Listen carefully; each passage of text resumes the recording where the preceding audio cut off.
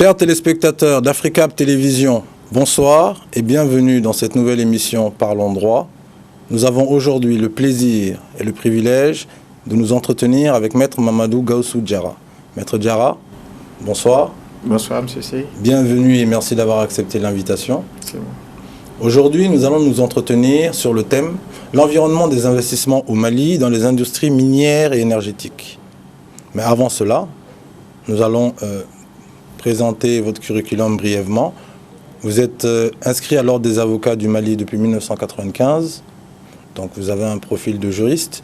Vous avez suivi plusieurs cycles de formation professionnelle, notamment dans les domaines concernant l'industrie et les entreprises. Vous avez été ministre de la promotion des investissements et du secteur privé. Et aujourd'hui, vous êtes aussi, en plus d'être avocat, conseil dans les domaines de l'énergie et des mines. Donc, sans plus tarder, est-ce que vous pouvez nous expliquer en quelques mots qu'est-ce qu'il faut comprendre dans un premier temps par investissement? Qu'est-ce que c'est qu'un investissement? Merci, M. C, pour votre invitation, mais également aussi pour l'introduction que vous venez de faire. Un investissement, je dirais que par opposition, il faut prendre le contre-pied de ce qu'on peut appeler le commerce. Même si de façon large, on peut aussi peut-être dire qu'il s'agit d'un investissement. En termes simples, un investissement, c'est quelqu'un qui investit ou qui prend de l'argent pour l'injecter dans une activité économique pour que, à long terme, cet argent puisse lui rapporter en termes de profit, mais également aussi créer de la richesse autour. Donc, au contraire du commerce, qui consiste à acheter un produit déjà fait, manufacturé ou en tout cas prêt à l'emploi, pour le réinjecter dans la consommation en faisant une plus-value. Donc, un investissement, c'est de façon schématique, comme ça que je pourrais le résumer. Bon. Normalement, j'allais vous demander, juste après, quelles sont donc les industries minières et énergétiques. Mais avant d'arriver à cela, parce que ce que vous dites me fait me poser une question, lorsqu'on regarde par exemple le Code des investissements du Mali, on sait que les commerçants, en tout cas lorsqu'on prend les champs d'application, on sait que les commerçants sont aussi concernés par le Code des investissements. Même si ce n'est pas peut-être des investisseurs au sens strict du terme. Quel distinguo on peut faire, c'est-à-dire entre justement un investisseur, à proprement dit, et un commerçant, sachant que dans le dispositif légal, de toute manière, les deux sont pris en compte dans le Code des investissements, parce qu'apparemment, il y a peut-être une interdépendance. En fait, je pense qu'il y a une confusion à ne pas faire. D'accord. Si le Code des investissements parle de commerçants, c'est parce que justement, les personnes qui sont susceptibles d'agir dans le secteur de l'investissement interviennent au travers de véhicules qu'on pourrait appeler par exemple des sociétés commerciales. Et ces sociétés-là, une fois immatriculées au registre du commerce, ont un statut de commerçant. Mais la notion de commerce, comme je vous l'ai expliqué tout à l'heure, induit qu'on achète ou revendre en faisant juste un profit.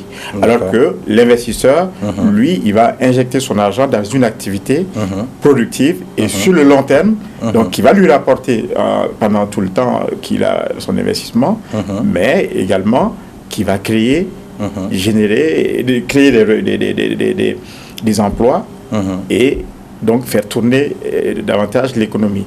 C'est pourquoi le code, s'il a des incitations, c'est pour ce secteur d'activité qui est un secteur économique qui est commercial, mais qui n'est pas du commerce. Quelqu'un qui crée une industrie, il fait un investissement. Dans l'industrie, il va acheter des équipements. Mais pour faire tourner les équipements, il va être obligé d'employer. Et ensuite, l'argent qu'il a injecté dans l'industrie, il ne va pas récupérer immédiatement, mais il sait qu'avec un bon business plan et dans la durée, il va avoir un retour sur l'investissement pendant que l'activité va continuer. Donc, il va récupérer son capital investi, mais il a encore les équipements. Et ça s'injecte dans une logique économique qui contribue au développement du pays. Et c'est pourquoi le Code des investissements a différents stades d'incitation avec différents régimes qui va du régime A jusqu'au régime D, qui est un régime qui est plus favorable et qui est celle de ce qu'on appelle les zones franches et qui est destiné aux entreprises qui exportent plus de 80% de leur production vers d'autres pays. C'est pour dire qu'en ce moment, on est vraiment à un niveau d'investissement et de production beaucoup plus élevé. Bon, à chaque fois que j'ai envie de passer à la question suivante, je reste captivé parce que là, pareil, pour rebondir sur le régime D, effectivement, qui sont cités dans l'article 5, si je ne m'abuse, du Code des investissements de 2016, on a le régime A, B, C, D, avec différents montants, différents paliers. Et dans le régime D, on nous dit simplement il faut qu'il y ait un investissement de plus de 12 500 000. Mais effectivement, on nous dit 80% d'exportation. Si c'est un pays où on a un port, d'accord, c'est facile à contrôler. Mais dans le contexte d'un pays comme le Mali, est-ce que ça ne peut pas justement peut-être même amener des abus? Parce que les personnes qui vont s'installer dans ce secteur-là, parce que pour rappel, je pense que c'est une exonération sur une trentaine d'années, si c'est bien ça, si je ne m'abuse, par rapport à un certain nombre de taxes. Est-ce que ça ne peut pas amener des abus? Est-ce que certains opérateurs ou investisseurs ne peuvent pas justement se réfugier derrière cela et au lieu que ça serve, que ça desserve à ce moment-là l'économie dans sa globalité? Non, il faut voir ça du bon côté. C'est-à-dire que vous êtes en train de prendre le schéma du verre à moitié vide ou à moitié plein. L'idée de cette mesure de zone franche, c'est attirer les IDE, c'est ce qu'on appelle les investissements directs étrangers. Je prends un exemple. Le Mali est membre de différentes communautés. D'accord. CEDEAO, UEMOA. Et quand on revient à la CEDEAO, on est aujourd'hui autour de 300 et quelques millions de consommateurs. D'accord. Alors, un investisseur, je ne sais pas moi, européen, qui veut pénétrer le marché de la CEDEAO pour, disons, je prends un exemple aussi qui peut être réellement porteur, le secteur par exemple de la viande. Il se dit, bon, moi j'ai de l'argent, je veux investir dans ce secteur parce que potentiellement il y a un bon marché à prendre. Aujourd'hui, le Mali est un pays où le cheptel est quand même assez conséquent. Et d'ailleurs, je pense que c'est le second dans la zone CEDEAO, mais rapporté au nombre d'habitants, c'est le premier. Alors, pourquoi aller implanter une usine, enfin, un abattoir à Abidjan ou à Dakar parce qu'il y a la mer? Il peut venir installer ici son unité d'abattage, ensuite de conditionnement, et ensuite exporter, que ce soit vers les autres pays de la CEDEAO ou même vers l'Europe, en se disant qu'il y a la matière première ici. Pareil, quand je pense les pères de l'indépendance créaient la zone office du Niger, l'idée c'était que le Mali soit le grenier de l'Afrique. Nous avons des terres irriguées avec de l'eau douce, nous avons du soleil, on peut produire du riz, par exemple. Bon, alors, s'il y a une unité qui peut produire, conditionner et exporter, bien sûr, en faisant en sorte que de passage la production locale soit couverte, alors le Mali devient un pays exportateur. Donc il ne s'agit pas d'être un pays du littoral pour être classé pays exportateur. Chacun a une valeur ajoutée et à apporter dans ce domaine-là. Et puis ça peut même se justifier par notre position géographique. Exactement. Qui est et donc enclavée, les abus, je me dis, ça peut intervenir dans tous les secteurs. Donc c'est des mécanismes qui sont là, qui sont prévus. Maintenant, quitte aux hommes en charge de les mettre en application, de rester dans le cadre de la légalité et de ne pas tomber dans l'abus. D'accord. Et en revenant aux industries minières et énergétiques, comment on peut le comprendre? Qu'est-ce que c'est que, ou que sont les industries minières d'une part et énergétiques d'autre part? Oui. Les industries minières, autrement appelées les industries extractives, c'est tout ce qui consiste à exploiter les richesses de notre sous-sol de façon terre à terre. Donc, et le pays est un pays à vocation minière. Vous avez vu, nous sommes plus ou moins 3e ou 4e selon les ans, parce que ces dernières années, on a tendance à être un peu talonné par le Soudan, mais nous sommes quand même parmi les premiers en Afrique en matière d'or, après l'Afrique du Sud et le Ghana. Et ensuite, vous avez des substances du gîte des calcaires, notamment ou des carrières plutôt, notamment le calcaire, qui permet de faire non seulement la chaux, mais également du ciment. Et jusqu'à présent, on importait justement du ciment. Aujourd'hui, vous avez vu qu'il y a beaucoup de cimentiers qui commencent à s'installer. Maintenant, c'est des secteurs où il faut beaucoup d'argent. Et malheureusement, nos États ne sont pas à mesure de pouvoir exploiter seuls ces richesses-là. Parce que quand vous prenez le schéma d'investissement dans le secteur des industries extractives, c'est quoi? C'est que l'État vous donne juste une autorisation, un papier, avec sa signature, en vous disant, vous faites des recherches. Mais celui qui cherche ne trouve pas forcément. Ou quand vous trouvez, la quantité que vous trouvez n'est pas forcément au niveau de la rentabilité exploitable. Donc, en ce moment, si au bout de vos recherches, vous arrivez à trouver, tant mieux. Mais si vous ne trouvez pas, c'est la perte est entièrement pour vous. Donc, le schéma est ainsi fait que l'État incite les investisseurs à venir explorer ce qu'il y a dans le sous-sol.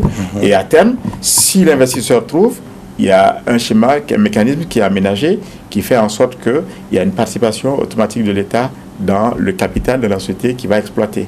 Qui est de combien de pourcents? Qui est de 10% gratis et avec 10% optionnel. Et normalement, dans les textes, il y a aussi dans la pratique, il y a 5% qui revient quand même aux nationaux. D'accord. Quand vous dites optionnel, on comprend l'idée, mais est-ce que c'est dû à un certain nombre de conditions ou c'est vraiment un pouvoir discrétionnaire qui est laissé à l'État? Oui, c'est un pouvoir discrétionnaire qui est laissé à l'État. C'est une société de type commercial.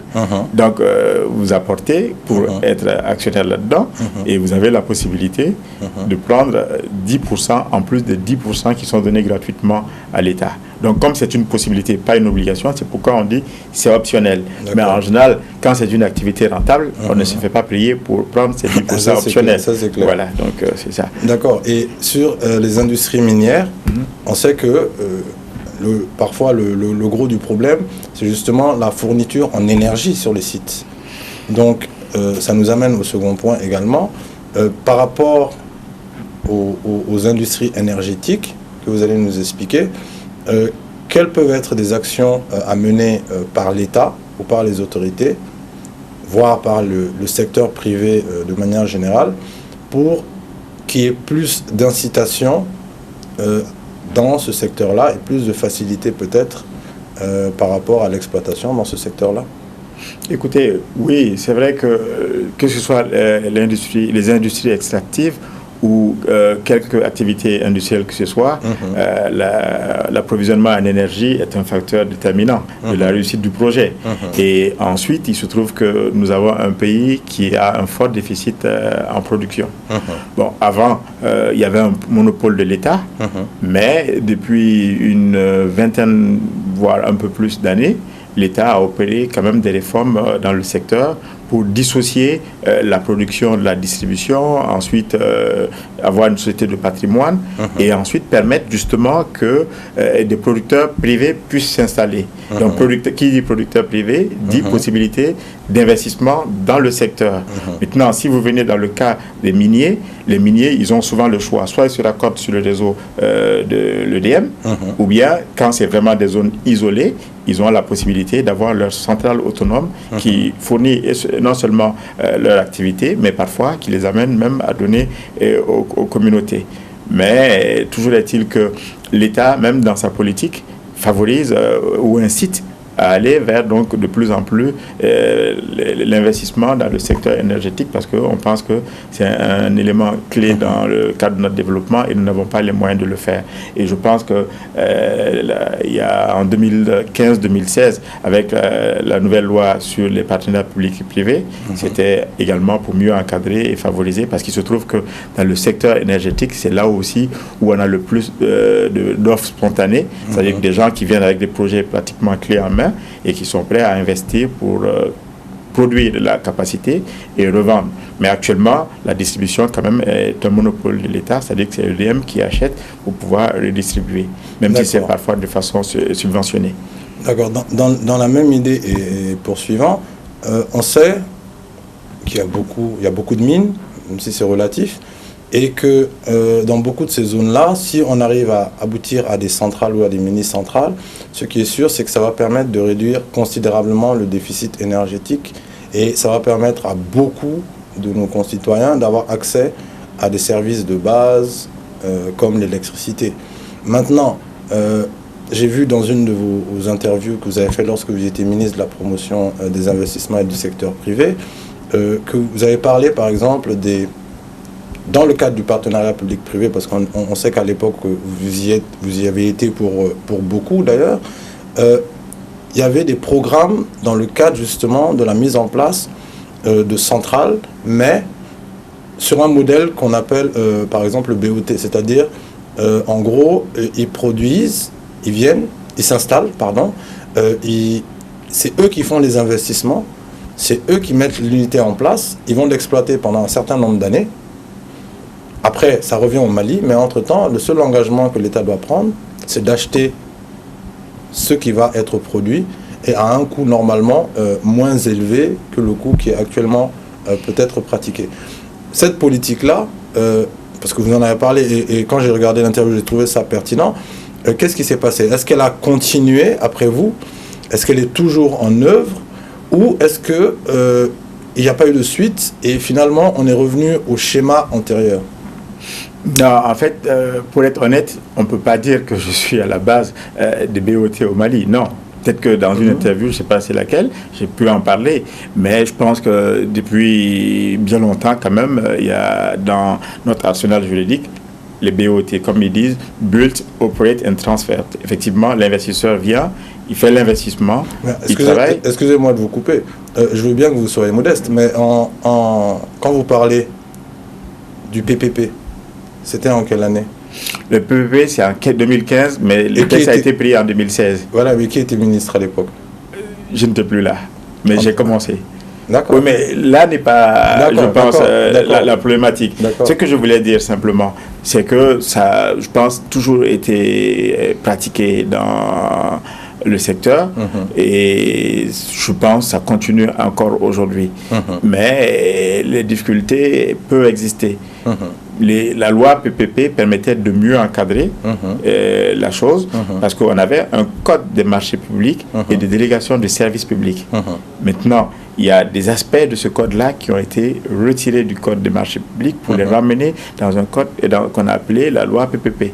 Et qui permettait d'être plus fluide, fluidifié et de professionnaliser le traitement des dossiers de ce type-là.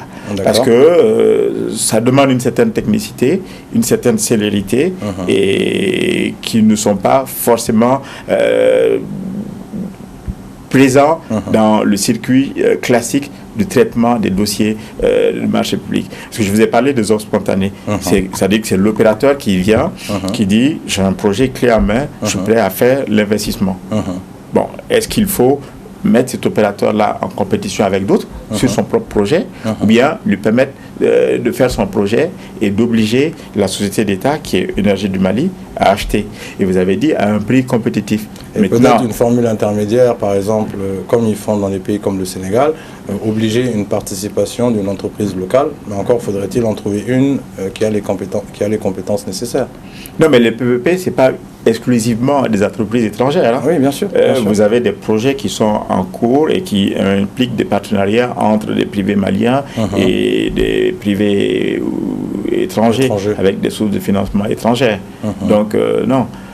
Mais vous, quand vous étiez en charge justement de ce ministère-là, et dans votre activité de tous les jours, vous êtes confronté justement à ces domaines, qu'est-ce qui a été, en tout cas, ou des grandes avancées, ou des projets allant dans le sens de la résolution de ces... J'allais pas dire de problèmes, c'est pas réellement des problèmes, hein, mais pour peut-être faciliter ou améliorer le climat des affaires au Mali. Et c'est le deuxième volet de la question. Au jour d'aujourd'hui, avec le recul, et vu le contexte dans lequel on se trouve actuellement, quelles peuvent être des mesures à prendre pour justement améliorer une fois de plus ce secteur-là qui est quand même vital? Le secteur Des investissements. Des investissements. Écoutez, par rapport à mes activités ministérielles, je pense qu'on va laisser le soin à d'autres, peut-être, d'apprécier en son temps. Mais il y a eu, au niveau du ministère de l'Investissement, il y a toujours eu une politique d'améliorer le classement du pays dans le Doing Business. Et cela ne peut pas aller sans jouer sur certains indicateurs, notamment ramener un moment le capital de la SA et de la SARL à 5 000 francs CFA pour permettre en fait de mieux capter cette partie de l'activité économique qui est dite informelle, mais qui a vraiment une présence assez forte en termes d'impact économique, mais qui aussi échappe à la taxation, parce qu'au niveau fiscal, c'est des forfaits. Mais il y a eu beaucoup. Maintenant, ce qui est important, je pense, pour que le pays soit attractif au niveau des investissements, je pense que la règle, elle est universelle aujourd'hui. Comme on dit, l'argent a peur du feu. Donc, vous avez de l'argent, vous voulez investir. Vous allez réfléchir au pays, aux opportunités. Maintenant, vous pouvez avoir des pays qui ont les mêmes opportunités. Et alors, qu'est-ce qui va faire la différence? Est-ce que dans ce pays-là, il y a des lois? Est-ce que ces lois sont respectées? Est-ce qu'il y a un risque que, du jour au lendemain, il y ait un bouleversement de ces lois-là qui va remettre en cause le business plan? Un bouleversement politique? Oui, non, j'arrive. Un bouleversement de la loi d'abord, qui peut bouleverser la rentabilité du projet. Parce que quand vous faites un projet, vous êtes obligé de faire un peu ce qu'on appelle une due diligence, qui va vous permettre d'avoir une sorte de vue de l'ensemble de l'environnement juridique, économique de votre investissement, et donc de planifier dans le temps qu'est-ce que ça peut vous rapporter. Mais il suffit simplement qu'on joue sur un levier, par exemple le levier fiscal, pour que tout ce que vous escomptiez tombe à l'eau. Donc, l'une des conditions, c'est la stabilité. Et vous verrez que dans tous les projets d'investissement, notamment dans le secteur des industries extractives, il y a ce qu'on appelle des clauses de stabilité. C'est-à-dire que l'État s'engage, comme quoi, pendant la durée, par exemple, de la convention, même s'il y a un changement de loi, notamment en matière fiscale, que ce changement n'affecterait pas le projet qui est existant. Ensuite, il y a aussi le fait que le pays ait ratifié les engagements internationaux qui vont pour sécuriser l'investissement ou l'investisseur. Parce que je viens avec mon argent, je suis étranger dans le pays. Qu'est-ce qui me dit que si je fais des revenus, le pays ne va pas m'obliger à transformer ces revenus-là en investissement encore dans d'autres secteurs et me permettre de mettre dans ma valise et repartir dans mon pays. Ça, c'est une garantie. Et ensuite, il y a aussi un autre phénomène. Est-ce que si je suis en problème avec l'État de ce pays ou un national de ce pays, ça va être la justice de ce pays-là qui va trancher, ou bien il y a la possibilité pour moi d'aller en arbitrage sur un espace neutre avec des arbitres choisis. Bon, je pense que le pays, le Mali, répond à tous ces critères-là parce que nous avons ratifié au niveau international tous les instruments multilatéraux et nous avons des accords aussi bilatéraux avec certains pays de protection et d'incitation pour la protection des réciproques des investissements. Donc, sur ce plan-là, il n'y a pas de souci. Maintenant, il y a bien sûr le facteur politique qui va au-delà des changements même des régimes. On peut avoir le même régime, mais changer souvent le ministre. Vous commencez à discuter investissement avec quelqu'un, demain vous revenez, vous trouvez que c'est quelqu'un d'autre, après demain vous revenez. Ça peut être un facteur qui n'est pas forcément bon pour l'investissement. Pourtant, on nous répète à longueur de journée que l'administration, c'est une continuité.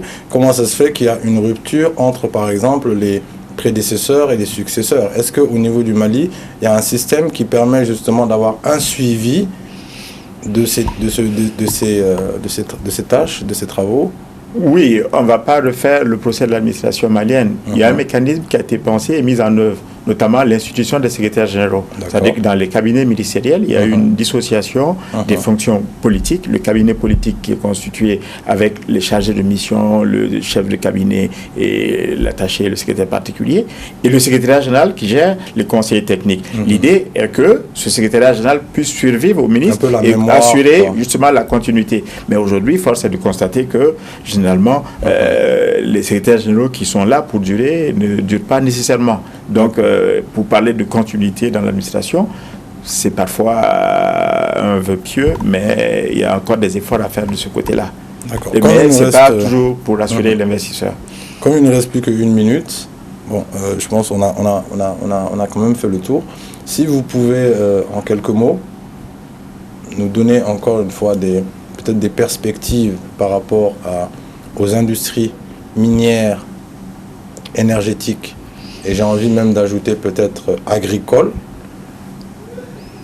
pour un Mali meilleur. Et si vous avez une citation qui vous marque ou qui vous a marqué, et puis si vous avez aussi un vœu pour le Mali et pour les Maliens. Tout ça en une minute, je vais c'est possible. Bien employer, je sais. Bon, écoutez, pour les industries, je pense qu'aujourd'hui, il faut comprendre que nous sommes dans un monde qui se globalise de jour en jour. Et déjà, au niveau africain, nous avons l'amorce de la nouvelle zone de libre-échange panafricain. Et la ZLECA, qui a été déjà ratifiée par notre pays et qui arrive à grands pas donc, et cela nécessite que nous nous organisions pour avoir une industrie. Et malheureusement, notre tissu industriel est très faible. Et donc, je pense qu'il y a besoin qu'il y ait vraiment un partenariat soutenu entre le privé et le public pour que, à terme, nous ne soyons pas de simples consommateurs des produits que les autres vont nous amener. Et puis maintenant, par rapport à nos acteurs, malheureusement, je pense que depuis des lustres, nous avons une culture de commerce. Il faut que nos commerçants acceptent et réinjecter leur argent. Certes, un investissement, c'est jamais sans risque, mais c'est plus bénéfique pour l'État, pour le pays, pour les populations et également aussi, si ça marche, pour celui qui fait l'investissement. Vous avez parlé du domaine agricole.